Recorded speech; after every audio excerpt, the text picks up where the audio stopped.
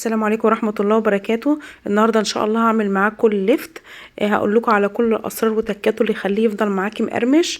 بس قبل ما ابدا معاكم الفيديو اتمنى ما تنسونيش باللايك والاشتراك في القناة وتفعيل زر الجرس على الكل عشان يوصل لكم كل جديد. يلا نصلي على رسول الله عليه افضل الصلاة والسلام ويلا نبدا الفيديو بتاعنا.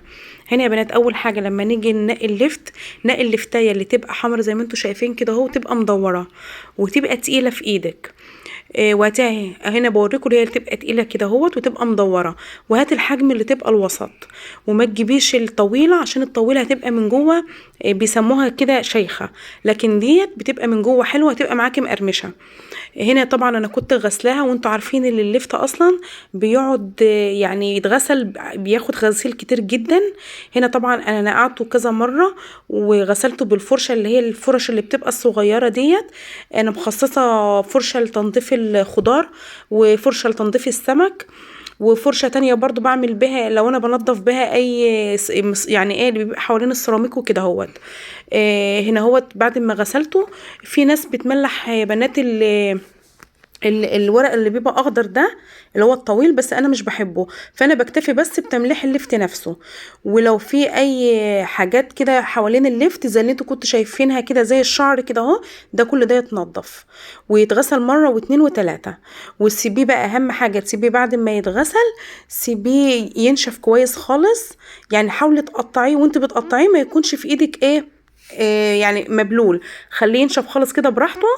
وبعد كده هنا بوريكم تقطعوه الحجم. انا عشان لو انت مثلا مش هتاكليه يعني مش هتاكليه على طول وهيقعد هيطول معاكي، حاولي تقطعيه تبقى التقطيعه تخينه شويه زي ما انتوا هتشوفوا كده اهو.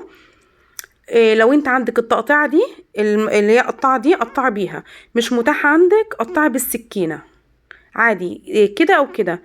هنا بصوا انا جبت كده اهوت الليفت وقمت قطعتها بالعرض، وبعد كده قطعها بقى بالطول زي ما انت عايزه حسب الحجم اللي انت عايزاه.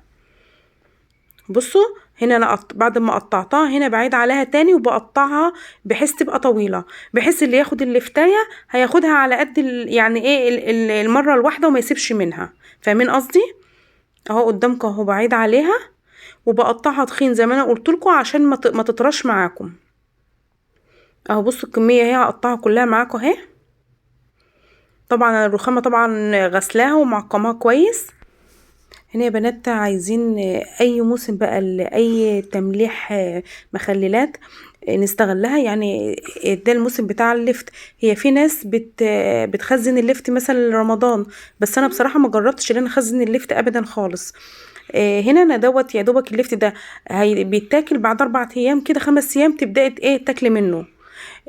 برضو اللي نستغل لو في مثلا لو لقيتي ليمون رخيص ابدأي مثلا هاتي منه وخزني لرمضان. انا زي ما انا عملت معاكم قبل كده فيديو لتمليح الليمون، بس التمليح ده انا كنت كلته على طول. وفي برضو انا مملحه برضو زيتون ده لرمضان، فانتوا ايام الزيتون ما كان في الصيف، فانتوا استغلوا المواسم دي وحاولوا تعملوا منها.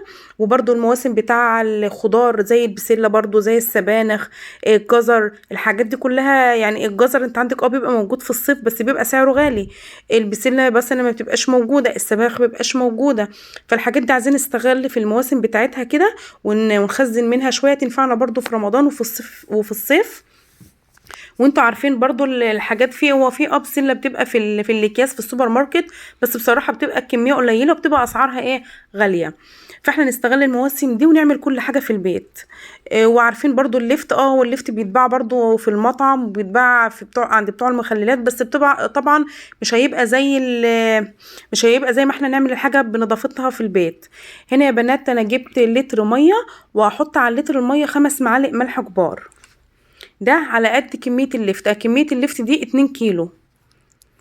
وهحط عشان يبقى مقرمش حط معلقة سكر واحدة كده كبيرة، يعني السكر هو اللي هيخليه يبقى مقرمش معاكي. خلاص كده اهو تمام. قلبي بقى كويس، ميه عاديه من الحنفيه انا مش غلياها ولا اي حاجه، هو لتر ميه عليه ال5 معالق. انتوا برضو هتقدري ان انت تدوقي يعني الملح بتاعه. هو الملح بتاع اللفت يا بنات بيبقى يعني زي تمليح السمك كده، بيبقى حادق شويه، يعني حدقه بيبقى عالي شويه. حطي بقى كده هوت اللفت في الحجم البرطمان اللي انت هتعمليه. وخلي بالكم بنات اللفت يعني لما يقعد تاني يوم هيهبط معاكي. انا هوريكم الوقت، هو ما خدش الكميه كلها معايا بس تاني يوم كملت عليه. بصوا انا هوريكم اهو، بصوا ده اللي فاض مني اهو.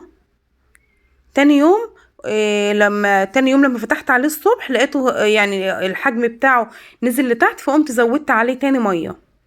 هنا قلبي بقى كويس جدا الملح. انا ما بحطش اكتر من ملح ومعلقه سكر بس، ما بحطش خل وما حطيتش حاجه تاني خالص زي ما بيحطوا. هو كده كده هينزل اللون بتاعه. وانا برضو معرفاكم برضو في الفيديو ده كل المراحل برضو بتاعته. بصوا هنا يا بنات، ده انا قلبته تاني يوم عشان انا عايزه كله يبقى يعني ايه الميه تروح تخش فيه كله. وعلى فكره كان تاني يوم هبط وقمت كملت عليه، بس المقطع ده ما لقيتوش بصراحه، اتحذف مني. اللون دوت انا بحب اللون ده، بس عندي ابني عايز اللون يبقى احمر شويه زي اللي بيتباع بره. فقطعت زي ما انتم شايفين، يعني انا جبت بنجرايه قطعت زي ما انتم شايفين، هي الكميه دي بس يعني قليله جدا. يعني خدت كمان ما تجيش ربع البنجرايه وقمت قطعتها وزودتها بيها. ده كان تقريبا تالت يوم اهو. بصوا يا بنات، خلاص ده كان كده خلاص. اللي انا البنجر اللي انا حطيته في تالت يوم، ده رابع يوم او خامس يوم بدأت افتح على الليفت واوريهولكوا اهو. بصوا ما شاء الله، عايزين تزودوا يا بنات البنجر عن كده زودوه. وطبعا عشان انا مطخنه البنجر شويه كان مقرمش معايا، يعني مطرش معايا ولا اي حاجه، وعشان معلقه السكر اللي انا قلت لكم عليها. بصوا بنات هنا لونه عامل ازاي، ما شاء الله والله كان طعمه جميل. وانا لحد دلوقتي لسه عندي منه مطراش ولا جراله اي حاجه. لو انتوا عايزين تزودوا كميه البنجر وبتحبوا اللون اللي بيبقى احمر قوي، براحتكم اعملوا اللي انتوا تحبوه. وبس كده بنات، واتمنى الفيديو يكون عجبكم، واستنوني ان شاء الله فيديوهات جديده ان شاء الله. مع الف سلامه.